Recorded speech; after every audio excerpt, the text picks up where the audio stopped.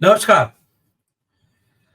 तो आने वाले 1-2 दिनों के बाद दिल्ली में नए चुने हुए सांसदों का शपथ ग्रहण शुरू होने वाला है। दिल्ली के संसद भवन में नए चुने हुए सांसद शपथ लेंगे और उसके साथ ही इस बात की कवायद शुरू हो जाएगी कि लोकसभा का अंतरिम अध्यक्ष कौन होगा और उसके बाद लोकसभा के अध्यक्ष चुने जाने की प्रक्रिया शुरू हो जाएगी। और इस पूरी प्रक्रिया के बीच में अब नई कवायद इस देश में नई सरकार को चलाने की, नए मंत्रिमंडल के गठन के साथ नई प्रक्रिया हर तरह से शुरू करने की होगी। लेकिन उसके बीच में एक खेल, एक पेच, एक समीकरण, एक परिस्थिति ऐसी बन रही है जो इस सरकार के लिए मुश्किलें पैदा करती दिख रही होगी। और उन मुश्किलों में एक नहीं कई मुश्किलें हैं। एक तरफ पेपर लीक हो रहा है। इस देश का कोई भी सामान्य नागरिक जो शिक्षा की अहमियत समझता है, जो ये समझता है कि उसके बेटे या बेटी को कोई अच्छी नौकरी मिले, तो वो उसे सब कुछ अपना कुर्बान करके पढ़ाएगा। और परीक्षा के लिए जब वो तैयार हो और पेपर लीक हो जाए तो ये कोई सामान्य बात नहीं है। सरकार की साख मिट्टी में मिलती है, और वो भी तब जब नई नए मंत्री बने व्यक्ति एक दिन कहें कि कोई पेपर लीक नहीं हुआ, इसका सबूत नहीं है, और चंद घंटों बाद माफी मांगे कि हाँ, हमसे थोड़ी चूक हो गई है, परीक्षा रद्द की जा रही है, पेपर लीक हो रहा है। ऐसे वक्त में सरकार चलाना आसान नहीं है। परिस्थितियां तो अपनी बनेंगी, लेकिन उसमें चंद्रबाबू नायडू भी हैं जो एक तरफ से सहारा देकर के कुर्सी का एक पाया बने हुए हैं।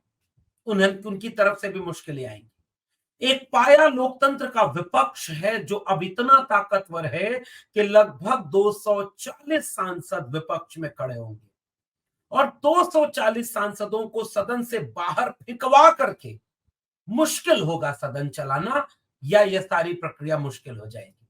लेकिन उस बीच जो हम अभी बात करेंगे, एक दूसरी चुनौती की बात करने जा रहे हैं, और वो चुनौती बिहार से आ रही है, नीतीश कुमार की तरफ से आने वाली है। और आने वाले चंद दिनों के भीतर इस चुनौती का असर आपको देखने को मिलना शुरू हो जाएगा। तो वो चुनौती कैसी है?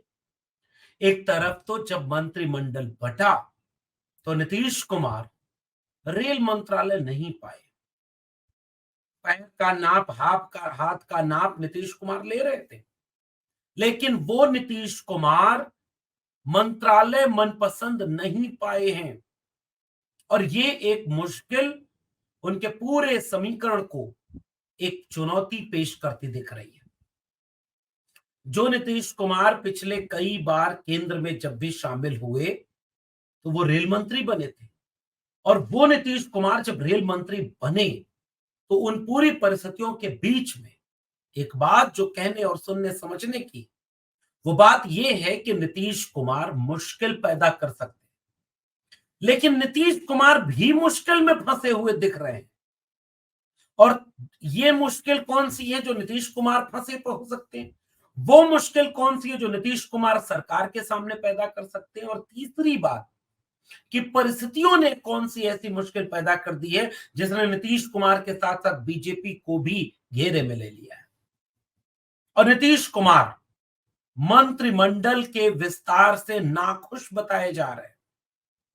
जेडीयू के सांसदों के भीतर एक बेचैनी है कि अगर हम इतने महत्वपूर्ण पद पर हैं, परिस्थिति में हैं कि केंद्र की सरकार को हम एक सहारा दिए हुए हैं, तो हमें इतना कमजोर न समझा जाए। इसीलिए नालंदा विश्वविद्यालय की जो इमारत बनी, उसमें नीतीश कुमार ने यूं ही नहीं यूपीए की चीजों को याद किया कि ये पिछले करीब 1-1.5 दशक पुराना प्रयासों का एक प्रतिफल है जो नालंदा विश्वविद्यालय के कैंपस का उद्घाटन नरेंद्र मोदी जी करने आए। और उसमें उन्होंने यूपीए के मनमोहन सिंह सरकार को याद किया, बिहार की पुरानी सरकारों को याद किया। तो वो संकेत बहुत है। वो संकेत अब आगे बढ़ेंगे और ये कहेंगे कि आपने कौन सा मंत्री पद दिया, और जैसे जैसे ये प्रक्रिया आगे बढ़ेगी मुश्किल पैदा होती जाएगी। अब वो मुश्किल कौन सी है जो नीतीश कुमार के ऊपर पड़ रही है? बिहार के गलियारों में एक चर्चा है कि कुछ सृजन ऐसा हुआ है जिसमें कोई कमजोर नस बन गई थी, और उस सृजन की कमजोर नस दिल्ली में बैठे बीजेपी के सबसे बड़े नेताओं के हाथ लग गई है, जिसको बीच बीच में वो हल्का सा दबा के टेस्ट करते रहते हैं। दूसरी सुगबुगाहट बिहार से लेकर के दिल्ली के बीच ये सुनाई दे रही है कि कुछ लड़कियों के सुधार गृह के नाम पर बिहार में पिछले दिनों एक बड़ा विभत्स, बड़ा दिक्कत, बड़ा मुश्किल वाला, बड़ा अमानवीय कुछ तो हुआ था, और उसके कुछ सूत्र, उसकी आंच, उसकी तपिश नीतीश जी तक पहुंचती दिख रही है। सुगबुगाहट सुनाई देती है कि वह तपिश, वह आंच नीतीश जी तक महसूस होती है, इसलिए वो अब कुछ नहीं करने वाले।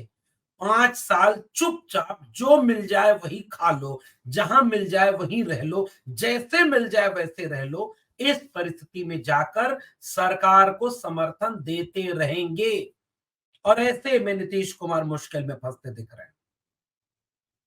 तो नीतीश कुमार भी मुश्किल में है, केंद्र की सरकार भी मुश्किल में है, लेकिन उसी बीच एक तीसरी परिस्थिति हाई कोर्ट पटना ने पैदा कर दी है। और वो परिस्थिति क्या है? जो नीतीश कुमार अपने समाजवादी विरासत का सबसे बड़ा मूल्य, सबसे बड़ी बात, सबसे बड़ा कदम उठाए थे, बिहार में जातिवार जनगणना करा करके। उनके बयानों को याद करिए, उनके बयानों को खोजिए, जो लगातार कहते थे कि जातिवार जनगणना इस देश की जरूरत है, जातिवार जनगणना से सबको सबके हिस्से का हक मिलेगा। और लगभग 500 करोड़ रुपए से ज्यादा खर्च करके उन्होंने जातिवार जनगणना कराई, और न केवल कराई बल्कि उसके आंकड़े भी सार्वजनिक कर दिए। और जब उन्होंने उसके आंकड़े सार्वजनिक करके चुनाव के ठीक पहले नरेंद्र मोदी सरकार को बुरी तरह से घेरने का काम किया, आरक्षण की सीमा को इंक्लूडिंग ईडब्ल्यूएस 75% बढ़ा दिया, और एक मांग कर दी कि इस आरक्षण की प्रक्रिया को नवी अनुसूची में डाला जाए। नवी अनुसूची में डाले जाने का अर्थ समझते हैं आप?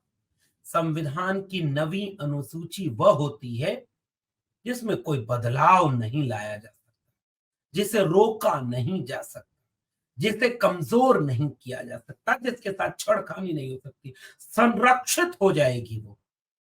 जैसे आदिवासी समाज के या और तमाम वंचित शोषित तबके के कई ऐसे प्रावधान हैं जिन्हें नवी अनुसूची में डाल करके संरक्षित कर दिया गया है कि उसमें अब छेड़खानी न की जा सके। कहां गए वो नीतीश कुमार जो ये मांग मीडिया के सामने करते रहे हैं कि जाति जनगणना के बाद आरक्षण की सीमा को बढ़ाकर इस देश के दलितों, पिछड़ों, आदिवासियों को जो उनके हिस्से का हक है वो देने का जो प्रावधान हमने किया है उसे नवी अनुसूची में डाला जाए।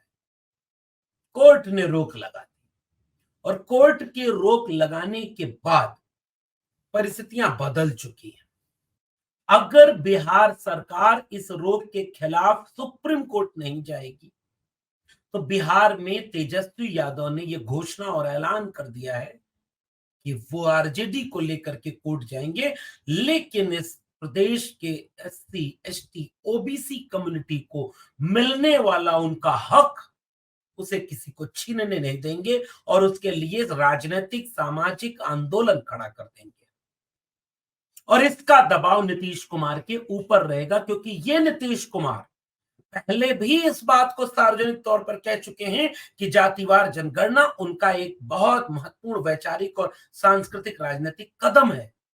लेकिन अब नीतीश कुमार जिनके साथ हैं, वो लोग जातिवार जनगणना का क्रेडिट लेने बिहार बेशक जाएं, लेकिन वो अपने देश अपने अपने शासनकाल में जातिवार जनगणना नहीं कराते। और इसलिए यह मुश्किल पैदा होती दिख रही है पूरे समीकरणों में, पटना से लेकर के दिल्ली के बीच में। और अब पटना से दिल्ली के बीच में कई ट्रेनें चलती तो हैं, कई हवाई जहाज उड़ते तो हैं, लेकिन राजनीति ट्रेन और हवाई जहाज से ही नहीं होती। कई बार वो सड़कों, गली कूचे, कस्बों से भी गुजरती है। उस पे ब्रेकर पड़ते हैं, उसका रूट बदल जाता है, उसकी दिशा बदल जाती है। कब पटना से चला कोई व्यक्ति दिल्ली पहुंचकर खलबली मचा दे और कब दिल्ली से निकल के कोई पटना तक जाते जाते बीच में पूरा खेल बदल दे, अब परिस्थितियां उस दिशा में बनते दिख रही हैं। सदन चलेगा, विशेष राज्य का दर्जा मांगा जाएगा। डबल इंजन की सरकार होने पर विशेष राज्य का दर्जा बिहार की तरफ से सुनाई देने वाला सबसे तेज नारा होगा। बिहार की तरफ से जातिवार जनगणना को नवी अनुसूची में डालने, सुप्रीम कोर्ट तक जाने और पूरी ईमानदारी से आरक्षण की लड़ाई को लड़ने और वापस बिहार के लोगों को आरक्षण का हक दिलाने का दूसरा सबसे बुलंद नारा पटना और बिहार के तरफ से सुनाई देगा, जो दिल्ली के कान पर बार बार अटैक करेगा। और दिल्ली अपने मिजाज, अपने आरएसएस के विचार और अपनी पूरी मानसिकता के मुताबिक न तो विशेष राज्य का दर्जा देने की दिशा में आगे बढ़ेगी, क्योंकि उसने 1.25 लाख करोड़ रुपए का पैकेज बिहार को कहां दिया। लेकिन पहले तो नीतीश कुमार इसका हिसाब मांग लेते थे। वही नीतीश कुमार एक बार डीएनए भेजते हैं बिहार के वासियों के डीएनए पर। जब प्रधानमंत्री नरेंद्र मोदी जी ने कोई टिप्पणी की थी, तो बिहार वासियों का डीएनए भेजा था खून के सैंपल के साथ। नीतीश कुमार ने पटना से दिल्ली राजनीति को बदल कर रख दिया। वह नीतीश कुमार इस बात का क्या जवाब देंगे कि दिल्ली वाले लोग नवी अनुसूची में आरक्षण को डाल रहे हैं कि नहीं। फिर नीतीश कुमार के सामने फिर आरजेडी, जेडीयू, बिहार की राजनीति में सवाल होगा कि आप किस मामले में इतने कमजोर पड़ गए कि मन मुताबिक मंत्रालय न मिलने के बाद, बिहार को विशेष राज्य का दर्जा न मिलने के बाद, आरक्षण को नवी अनुसूची में डालने का वायदा न मिलने के बाद, बिहार को किसी भी तरह से बहुत ही विशेष सम्मान न मिलने के बाद, सामाजिक न्याय और समाजवाद की राजनीति की गुंजाइश न मिलने के बाद, वो कौन सा सृजन का बीज है जो नीतीश कुमार चुपचाप उसके अंकुरित होने का फल देकर गुलाम बन गए। क्योंकि अपने मिजाज में नीतीश कुमार वैसे नहीं है।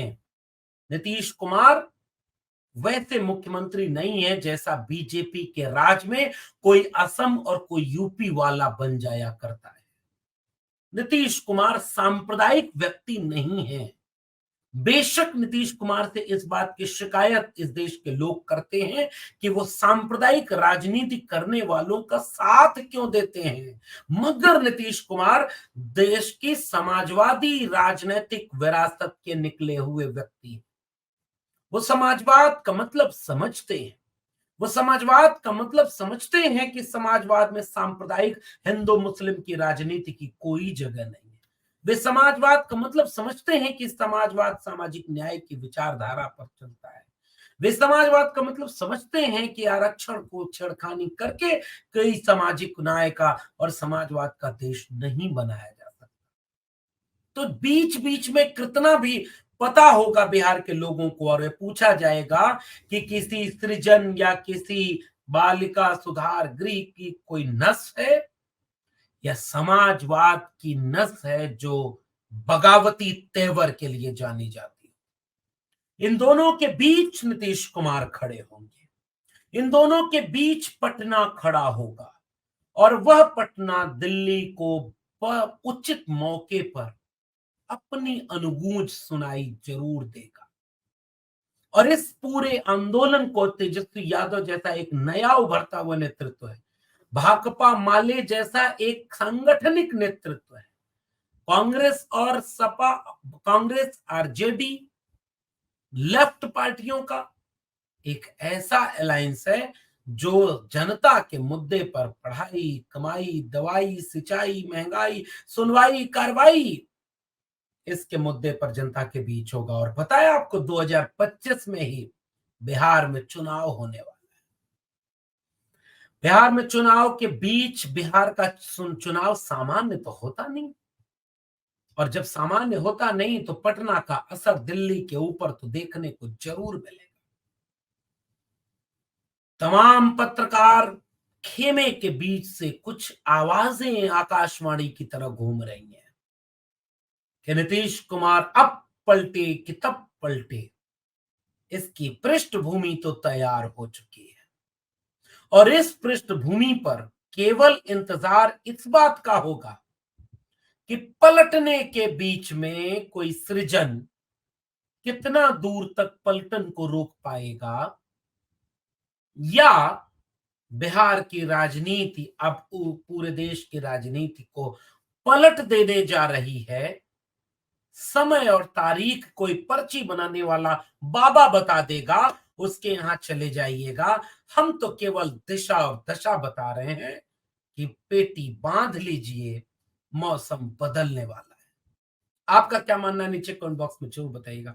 फिर मिलेंगे किसी और टिप्पणी के साथ, तब तक के लिए बहुत बहुत धन्यवाद।